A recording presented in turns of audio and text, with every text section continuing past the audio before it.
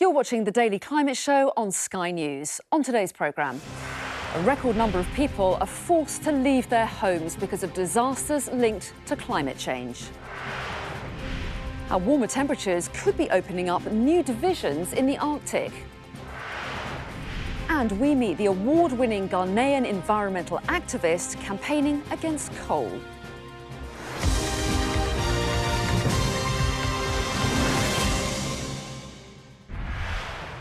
Hello and welcome to the UK's only daily climate news show, where we track the changes happening to our world right now and meet those developing the solutions.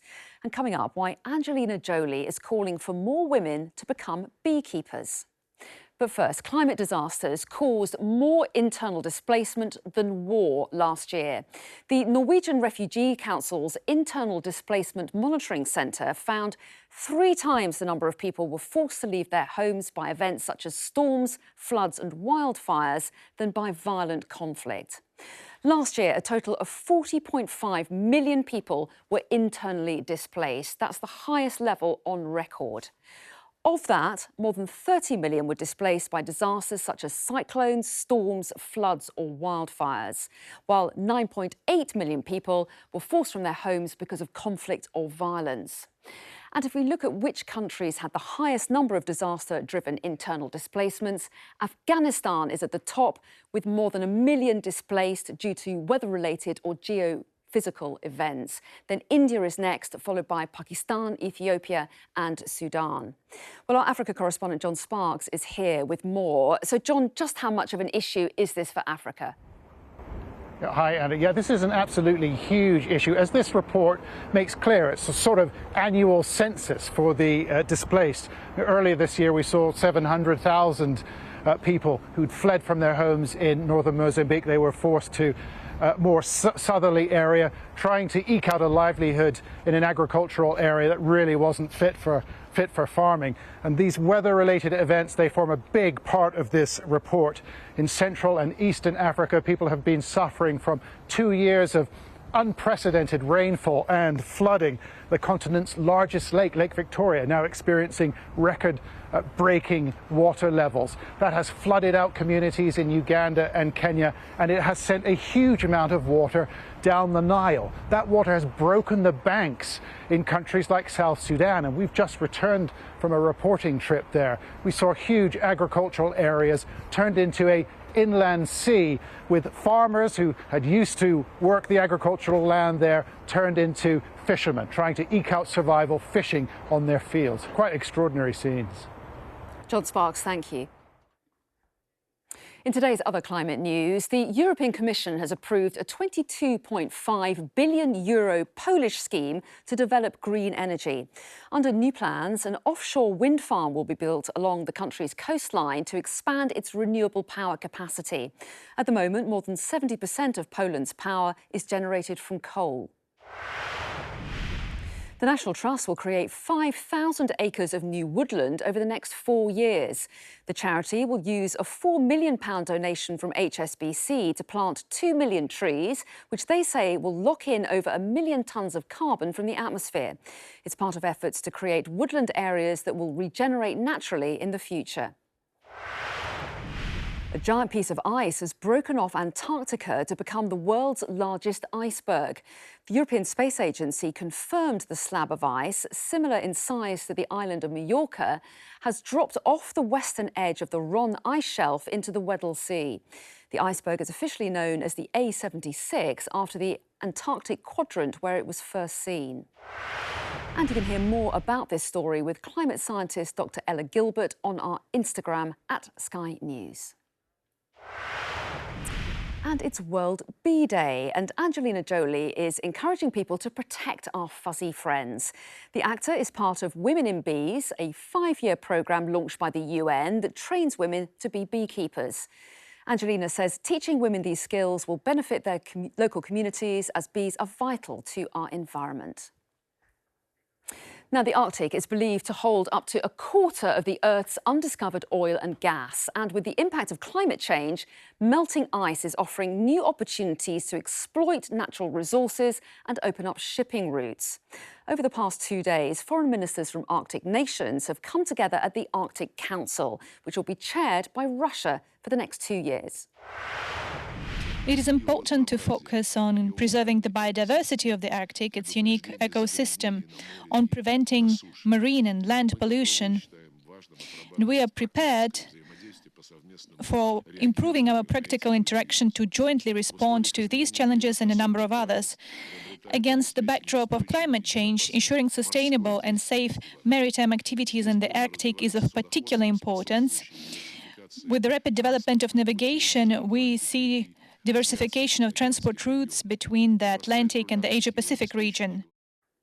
Well, our Moscow correspondent Diana Magne joins us now. So, Diana, what difference could Russian chairmanship of the Arctic Council make? Well, I think Russia is the largest Arctic state, so it stands to suffer the most from climate change, especially in terms of melting permafrost, but also to benefit in large part from what you've just mentioned, possible mineral extraction as the ice melts in the north, and also the opening of shipping lanes, the Northern Sea Route. And the Arctic Council has always been quite an effective forum of cooperation between the Arctic states, but there have been concerns at Russia's military buildup in the Arctic. And that concern goes both ways too. Russia is extremely concerned about NATO exercises close to its northern border, says that it should be able to defend its Arctic coast, especially as the ice retreats. And today said that it wanted to revive military talks as part of the Arctic Council's agenda. Now, whether that actually happens is another story. They were suspended in 2014 and the other Arctic states may not be particularly keen. But fundamentally, today we heard that there is a commitment to wanting to keep this a place of low tension, and all the states are behind that. Diana Magne, thank you. Now, Sky Ocean Rescue and the WWF are launching an interactive map to raise awareness of what lives on our coastlines. And they found more than 80% of people are unaware of just how many marine species are living in the UK seas. It includes more than 40 species of shark, Atlantic puffins and bottlenose dolphins. WWF's Executive Director of Advocacy and Campaigns, Kate Norgrove, explains how the map will work.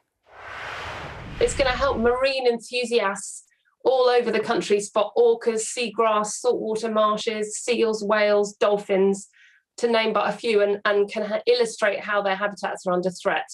And the map also lists out ways that the public can help to do their bit to preserve the UK's ocean. And you can take a look at the Sky Ocean Rescue interactive map for yourself. Just head to www.org.uk/oceanheroes.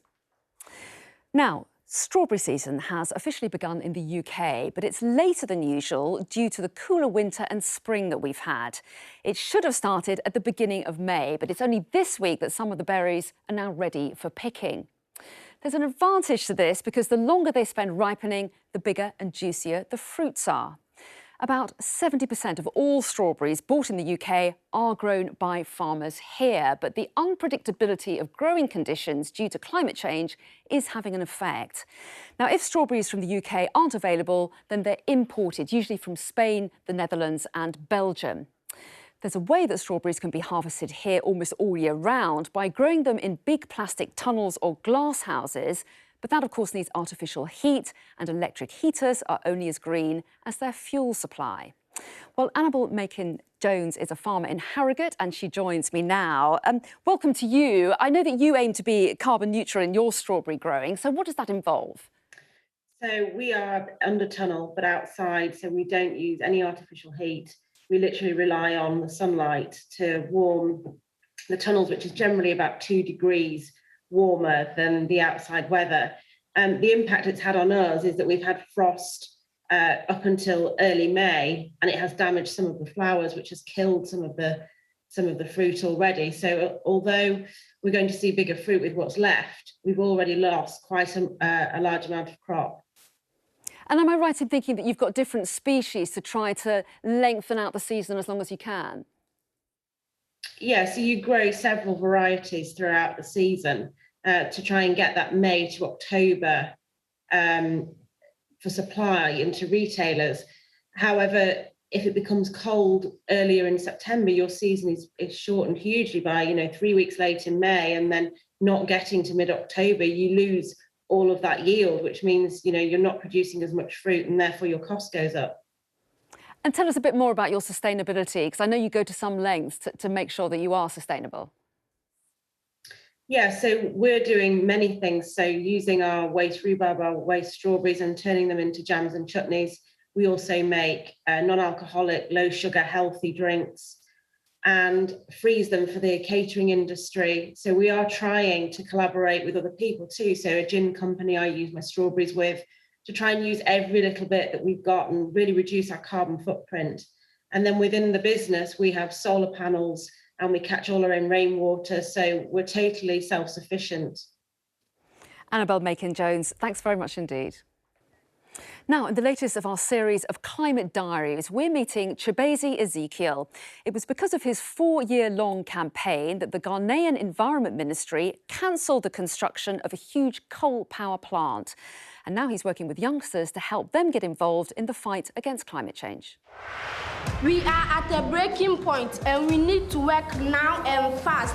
Even though young people are vulnerable to the impact of climate change, young people can also become the change agents that we need to address the climate impact. When the government expressed its desire to build a coal plant, I led a campaign, against the coal plant, proposing renewable energy as a better alternative as compared to coal plant.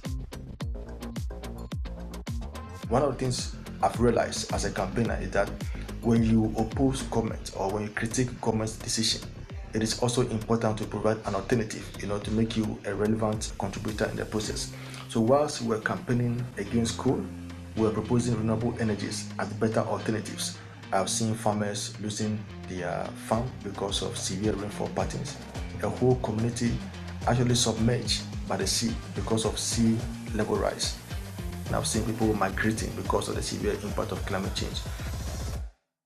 In my campaign or in my advocacy work, I work largely with young people so that their voices can be heard, so they can also influence decision making from the local level to the national level. And thankfully, we are making progress in that regard. The government of Ghana listened to us and have stopped their plan to build a coal plant and now focusing more on developing and utilizing renewable energies in Ghana. And this process is purely generated, created, implemented, deployed by young people to showcase that young people have what it takes to push the climate agenda. That's all from us. Tomorrow on the Daily Climate Show, why Brazil's environment minister is being investigated over claims of illegal timber exports. Thanks for watching. See you then.